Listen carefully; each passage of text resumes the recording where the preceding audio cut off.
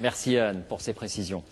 Le dossier de cette édition maintenant sur un débat qui n'en finit plus. 10 ans après la loi, la garde alternée en cas de divorce ne progresse plus. Elle concerne 15% environ des enfants de couples séparés. Pour ses partisans, c'est l'assurance d'un lien profond avec les deux parents. Pour ses adversaires, c'est difficile à vivre pour les jeunes enfants.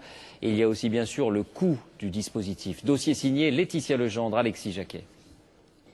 Se partager entre ses deux parents pour Yvon, 13 ans, c'est presque devenu un jeu d'enfant. Une semaine chez sa mère, la suivante chez son père.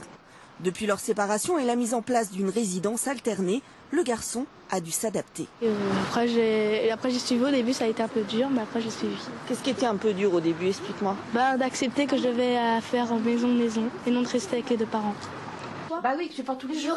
Ce soir, préparation du sac pour la semaine que les enfants s'apprêtent à passer chez leur père.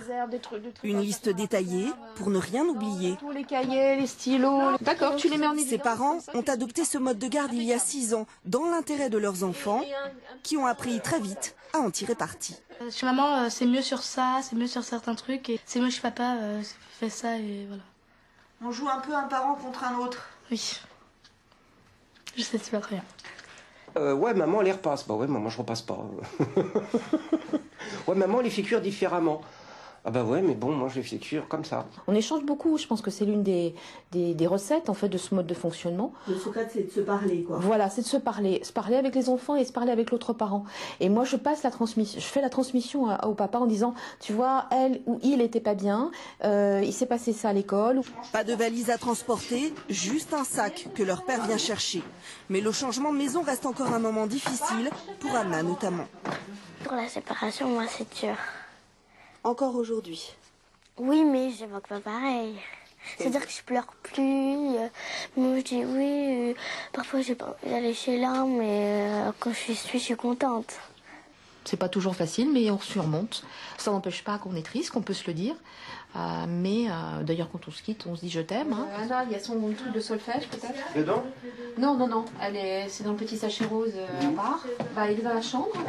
C'est l'école qui permet aux parents de passer le relais et de se séparer de leurs enfants en douceur. Il est différent chez son père et il est différent chez sa mère. Il y a un vrai moment de transformation. Et c'est pour ça que souvent, pendant 24 heures, l'enfant n'est pas bien, il crie, il pleure, il n'a pas faim, il est grognon, parce que vraiment, il se transforme. Très bien, bien dégagé. Le lundi, la semaine commence chez le père, avec un cours de guitare. Yvon avait 7 ans quand ses parents se sont séparés. Un divorce qu'il a mal vécu, même si très vite, un juge aux affaires familiales leur a accordé la résidence alternée. Ce que j'avais plus peur, c'est de ne pas voir un de mes parents. C'était un cauchemar pour moi. J'en faisais des cauchemars, j'en pleurais. Et chaque soir, je posais la même question à ma mère. Comment vous allez faire? Comment vous allez faire? Et moi, je pense que c'est bien d'avoir les deux parents à voir assez longtemps pour se garder des grands souvenirs. Un week-end, c'est pas beaucoup chez le père. Ah, c'est bon. Pour que cela marche, il faut que les parents puissent dialoguer, mais pas seulement. Yvon et Anna ont une garde-robe individuelle dans chaque maison. Les parents ont des appartements proches pour que les enfants aillent à la même école et gardent leurs amis. Un mode de garde qui exige certaines concessions. C'est un coût. On est chacun obligé d'avoir un appartement de famille. Donc par exemple celui-ci dans lequel vous êtes actuellement, c'est la moitié de ma rémunération mensuelle, très clairement. C'est faire des sacrifices sur certaines sorties, faire des sacrifices sur certains loisirs. Néfaste pour certains, bénéfique pour d'autres, ce mode de garde fait toujours débat, 10 ans après son instauration. Seuls 15% des couples séparés y ont recours. Cette alternance, les parents y trouvent aussi des avantages. Prendre du temps pour soi, par exemple, durant la semaine de libre. C'est pas mal parce que quand on est seul, en fin de compte, sur une semaine, il nous épuise pas mal. Et c'est vrai qu'en fin de semaine, on se dit ouf. Mais en même temps, au bout d'une heure, quand ils sont plus là, on trouve la maison un peu triste parce qu'elle est trop silencieuse.